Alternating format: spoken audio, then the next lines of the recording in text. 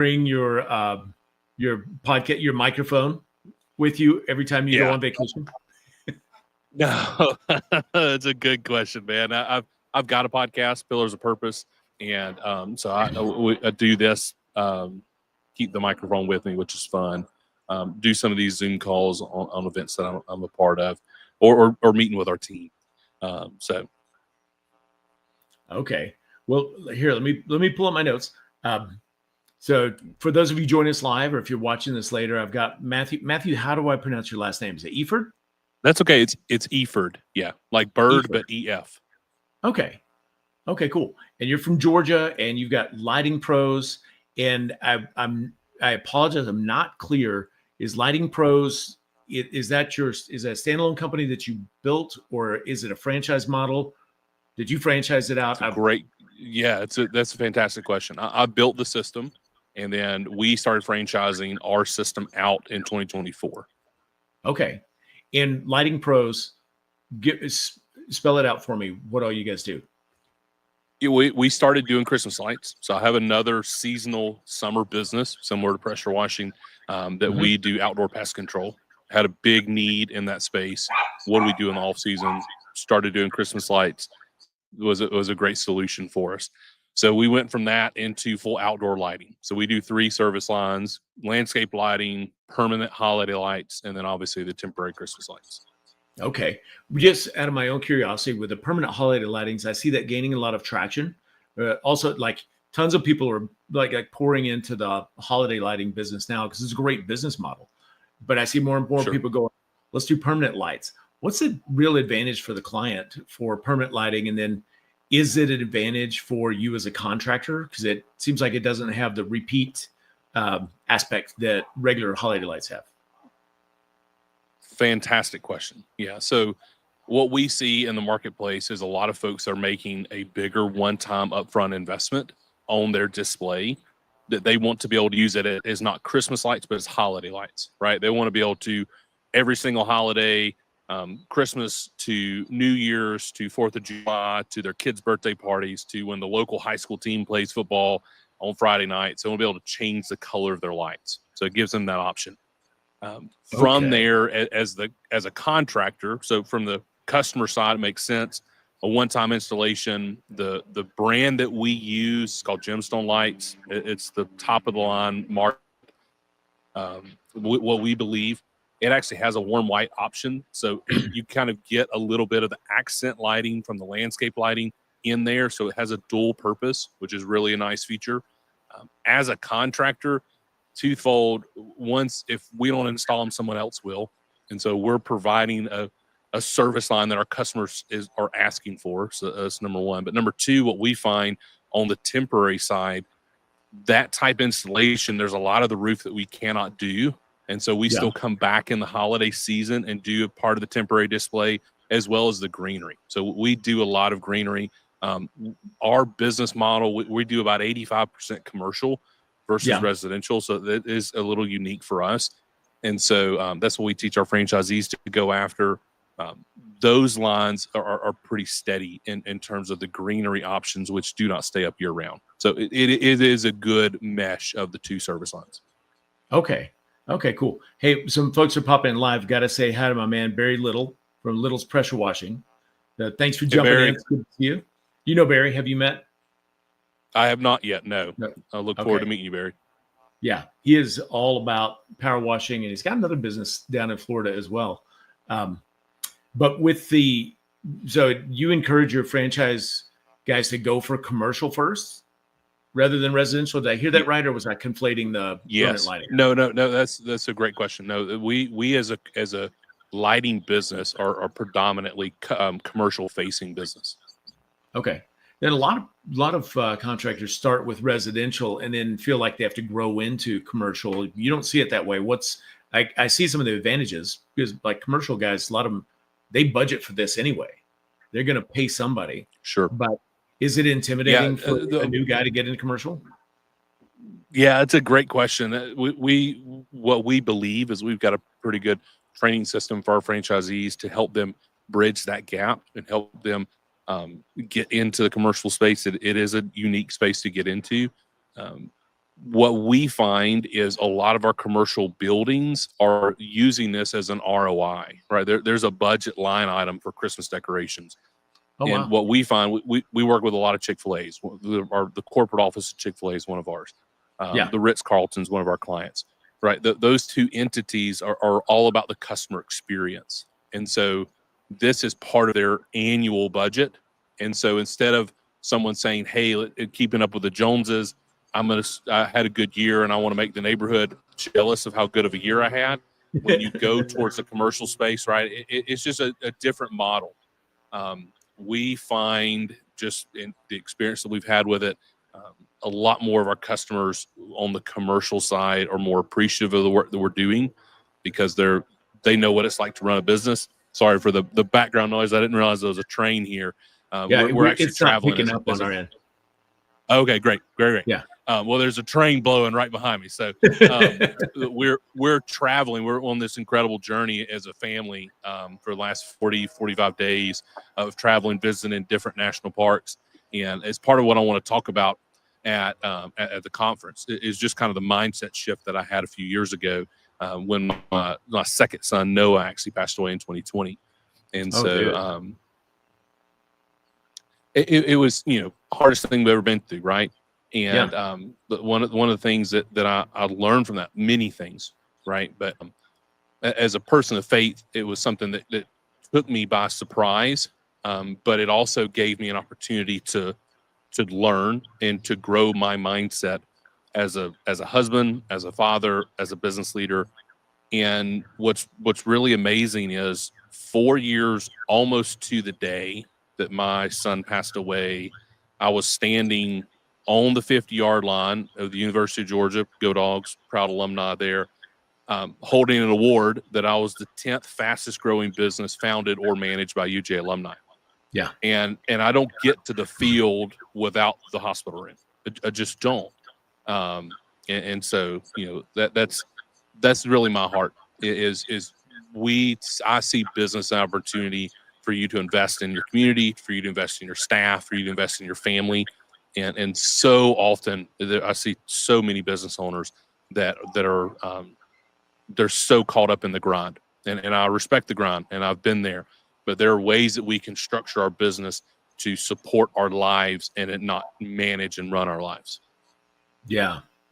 So when you lost your son and you stepped back and reevaluated life like that, what was it that triggered that? Like you said, your mindset shifted, and now it's evidence with, then you started growing franchises. You said you're 45 days into a trip with your family, which is beautiful, to not be worried about the day-to-day operations back there. But what was, like, as a man of faith, what was the penetrating truth that changed the way you think about your business and your life? That's a fantastic question. The main thing was that I didn't have to do everything. Yeah. That Peter Drucker says the bottlenecks are always at the top, right? That I am the rate limiting step of growth within my organization. And so I had to expand my ability to say, hey, let me bring on people. And it also taught me a lot about delegation, right? As a leader, I thought I was a good delegator, but really I was a good dumper. And I would just dump things on my team and say, hey, just go do this. And that's not what they needed. And so what I found was my ability to relinquish control was crucial for me to be able to scale. There's only so many hours during the day, right? As we were coming out of the COVID, coming out of Noah passing away, I was working 100 hours a week. Yeah. And it was, okay, my family, my family needs me. And so how do I structure time for me to be productive for the business, to be a good steward of my time as a man of faith? I want to do all things unto the Lord. How do I structure my time well? Right? I was not managing my calendar, which seems simple. It seems easy, but how many of us business owners are not? We're just not structured. And we say, oh, I'm just an entrepreneur. I'm nobody's going to restrict me. Okay, that's fine. There's a Jerry Rice quote that I love that's in my presentation, and it's I will do today what others won't, that I can do tomorrow what others can't. Yeah. And I love Jerry that Rice, perspective. man. Unbelievable. Yeah. And so it's just really looking to say, okay, how do I structure my business in such a way that I get to go to the direction that I want to go. And so the big truth for me was I am not the most important person in the room. That it was a big ego check for me. And so like this trip that we've been on, we're working on closing some new franchisees, which is incredible. We're up 10% in one of my businesses. We're going to be up about 25% in another one of my businesses, and a lot of that growth has happened when I've been gone, right? And so that's just a thing for me to say, hey, maybe it's not me that's providing this success. Maybe it is actually our team, and then the systems that we've built in place to support our team. And so one of the things that I really want to drive home, like with the folks that are going to be in my presentation, is okay, what are some takeaways? One of the things that I've found, I've got a new lady in our office, Jordan, and gosh, she's incredible. And I hope she hears this. I mean, just an absolute rock star from the very beginning. The first interview I did with her of a few that she knocked it out of the park. And she's been an incredible addition to our team. Yeah. I'm so excited when I get back from this trip to sit down with her and follow up. She's going to be about 90 days into her role with us, 60 to 90 days. And so you've been gone half the time she's been with the company. Oh yeah. And so, okay, how do I get her perspective on the system that we already have, right? I've already built this system that I can hand someone when we're onboarding them to train them, right? I gave some guardrails, and then now she's a rock star, but also she's new enough into the system that she has fresh eyes to be able to say, hey, let's continue to tweak this, right? So I call it breaking systems. You got to break your systems. And it's your business has systems, it has structure, whether you know it or not. But how do you continue to tweak it and guide it in such a way that it's going to benefit you and your employees, that it's a good place for them to work? Yeah, that's all right. So there's a whole lot to unpack there. What want to ask you this: when it was just your location before you started franchising, I mean, you worked and dialed in to get your systems down so it functioned well. Was there a point where you went, oh my gosh, this is working really well, we could franchise this? Or was there a plan somewhere along the way you're like, I need to get things in order well enough that we can franchise? How did you transition? Yeah, that's a great question. A part of that was some hires that I made. Somebody that was in our office was very, very system structures that I hired. If you follow the EOS system, you know, she was my implementer. She was the visionary and the person out in the field that was taking the vision and applying it. And so she was executing that, did an incredible job for us, and helped build structure in place for us to say, hey, this is a viable option for us. Now that it is more systematized, that she was able to layer on top of what I already had. Now there's a playbook in place. Now as we hire new staff, as we bring on new crew leads, as we bring on what we felt like were going to be new locations, we had a playbook in place. And it's now, how can we execute this playbook? So part of that was we fell into it, honestly, with some of the right people. And then also in some of my network with my outdoor pest control company, the success that we were having was catching eyes with people, right? When you get into the 7 figures and Christmas lights, you start to move the needle, right? Yeah. And we were getting people reaching out to us saying, hey, can you help us do this? And so we were in a time frame as a family. I didn't want to do anything new. I'd actually promised my wife that I wouldn't do anything new that year. And so we took about 2 years to finalize our system and put it in place to put it out to market. And we're seeing good success with it, right? We've been very blessed. We've got some incredible franchisees that are on board with us. And really, it's just, how do we support other business owners, right? When I first got into business, the reason that I did both businesses together is I wanted to invest in my team. I didn't like the idea of a lifestyle business, a seasonal business that I did for half the year and traveled for other half of the year at that time, because I really wanted to invest in my team. I wanted to build a team. I wanted to have people that I could provide them quality employment all year long. The big issue that a lot of those seasonal businesses have, right, is your good employees are going to find another job. And rarely are they going to come back the second season. There's a lot of turnover. And so one of the things that we found within our organization is some of the soft numbers is it really affected it eventually working its way down to our bottom line, because we didn't have the retention rate with our customers, right? That they got tired of the turnover of our staff.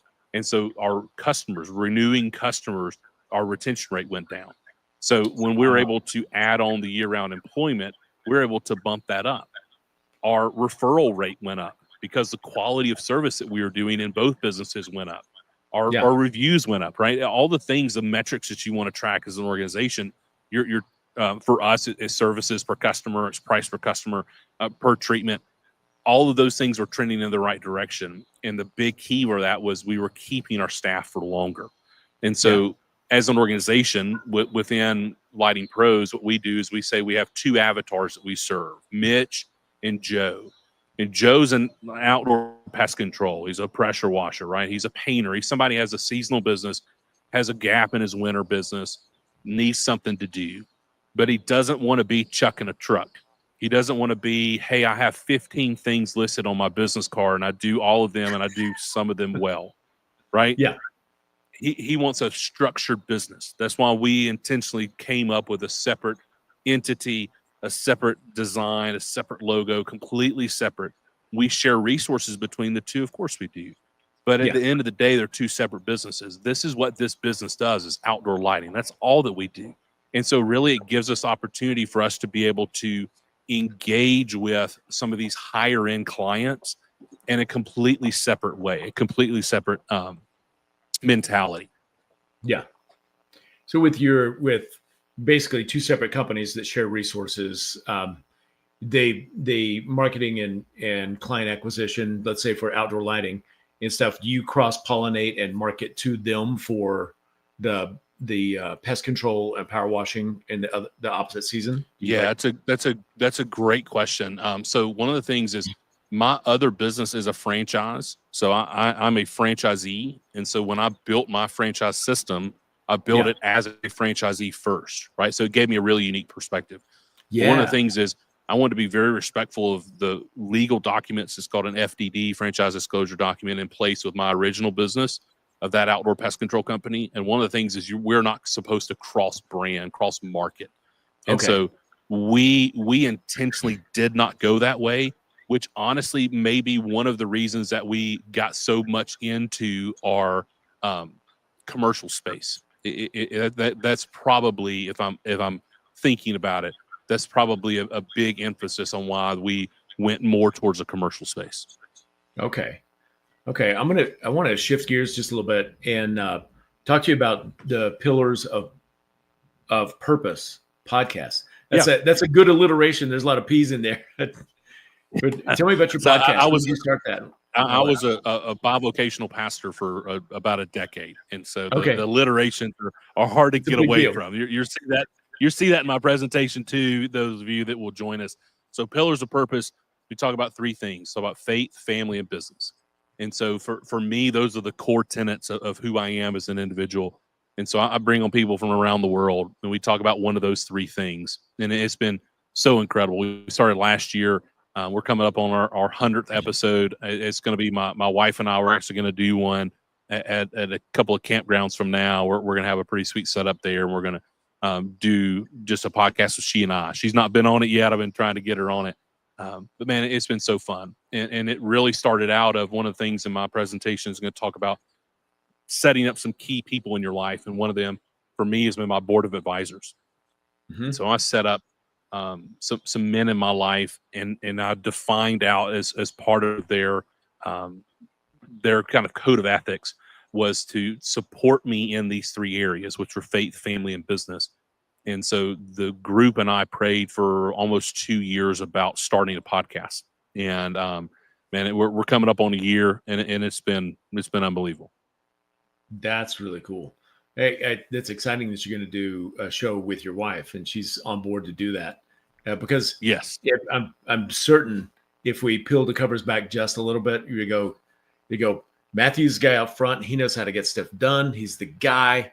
You've got the success, but it comes back to who's backing you in the background. amen. Running the ship, And it is 100% her. Yeah, no, Yeah. she's unbelievable. Outside my relationship with Jesus Christ, the best decision I ever made. I mean, Yeah. she's just absolutely incredible. And so this trip that we're on, right? She's had planned it out for a long time, and we've got every stop along the way. And so she's planning out playgrounds for the boys. I've got a 7, 4, and 2-year-old at home. And Okay. so we have all 4 boys. We batted 1,000 on boys, which is kind of wild.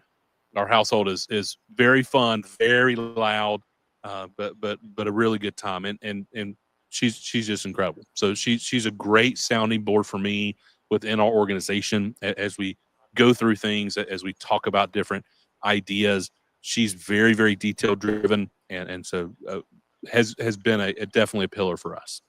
That's cool. Is your family going to be in Nashville with you at the convention? They will. Yeah. Okay. Yeah. So we're coming up. That's going to be the start of another trip for us.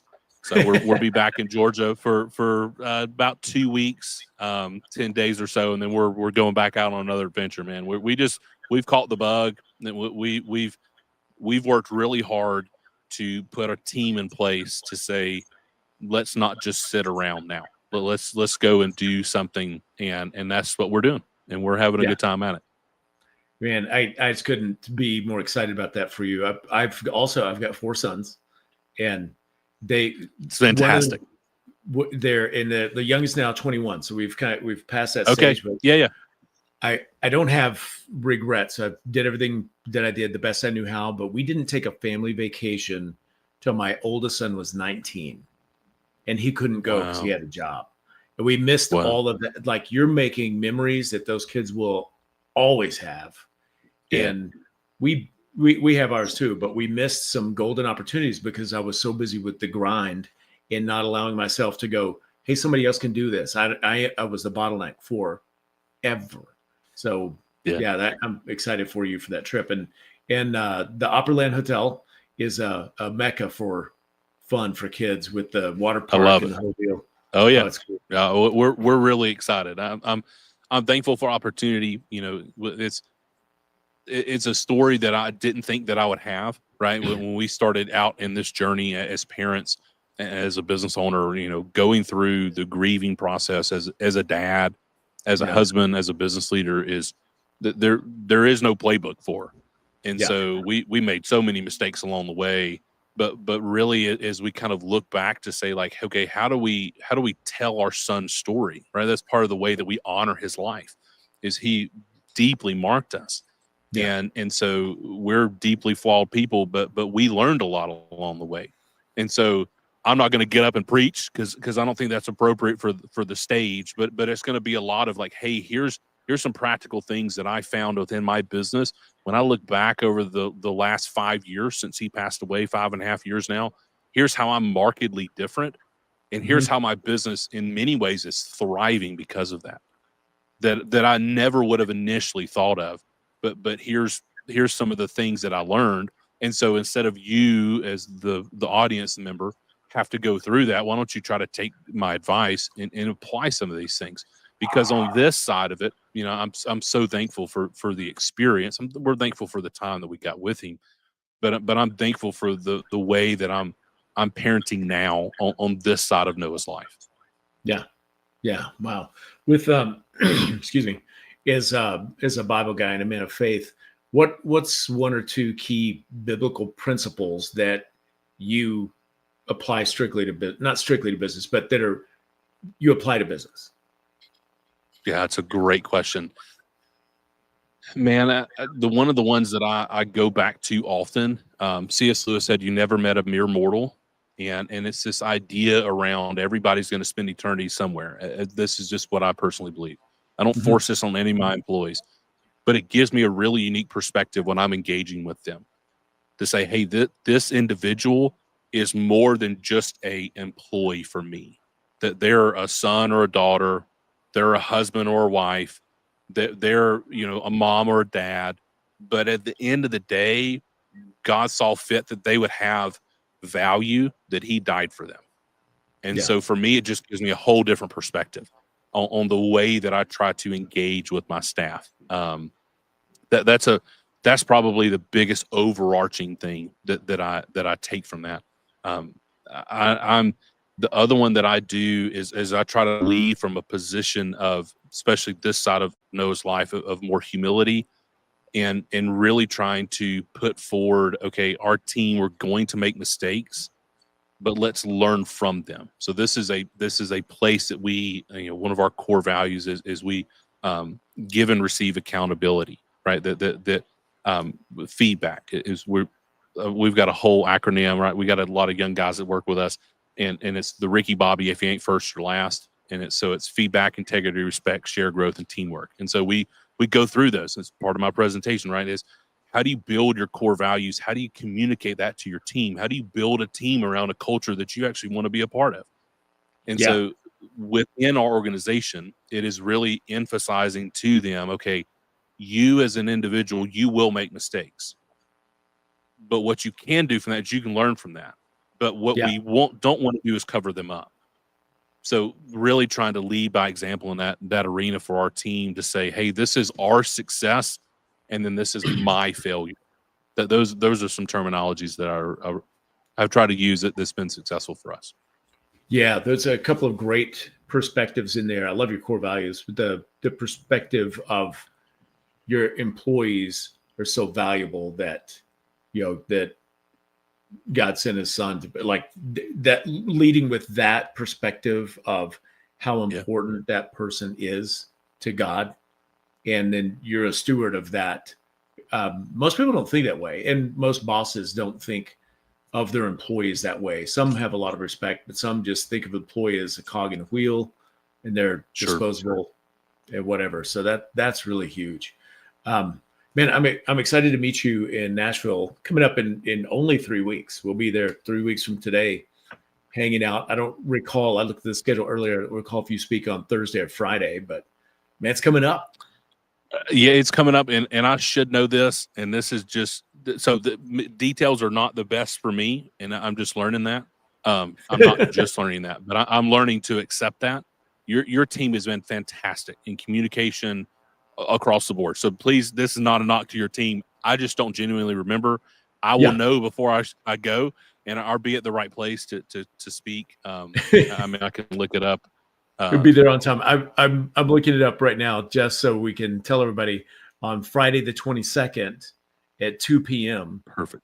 Matthew Efird is going to be in the Jackson AV room. So there we Lighting go. Up a Legacy, How Loss Fueled a $1 Million Mindset. That's a great title for your presentation. Thank you. And I'm excited for it. So we're good. We'll thank you very much. 3 quick things. 1, thanks for your time and making time to be on tonight. 2, I love that you're on this epic adventure with the trailer and 4 boys in tow. And I'm sure there are times when, like, the stinky feet just overwhelm your wife, and she's like, "Come on, boys, get out." Yeah, she's amazing. Yeah, but that is great. And then I look forward to seeing you and meeting you at the huge convention. And just like Joe's like, he said, "I'll be in that class." So awesome, excellent. Joe. Well, I look forward to meeting you, Joe. Instead, I look forward to meeting you, man. I appreciate you setting this up and being the speaker wrangler, as is in your tag there. I love that. And man, I just appreciate the opportunity to share. This is just to clarify for my presentation. It is not going to be a sales pitch for our franchise system. If anybody wants to talk about that, obviously I'd be honored to. But it is really just a peek behind the curtain to say, hey, me as a man, the devastating event that happened in 2020 in my life, how did I markedly change? Here's some things that I've learned over the last almost half decade now that I love to share. And it's just a free, open, you take any of this advice as much as you want, pretty open book, happy to answer any questions that I can. And then obviously somebody wants to talk about the system, man, I'd be honored to. Any way that we can help other people be successful, invest in their community, invest in their family, invest in their team, I'd be honored to. Excellent. Well, I appreciate that and appreciate you. And it's like when we're looking for people to speak at the huge, we want people, one of our core values for our mastermind and for the convention staff is be a giver, not a taker. So we're looking for ways we can help and serve others, and knowing that we're going to get blessed in return. That's not the concern. It's Amen. Take care of other people and lift them up. So thanks for being part of that Amen. crew. Of course. All right. Well, Well, safe travels for you and your family, and we'll see you in just a few weeks, right down there in Tennessee. That sounds good. I'll look forward to it. Thanks, Sid. Thanks, All everybody. right. Thanks a bunch. Take care. All right.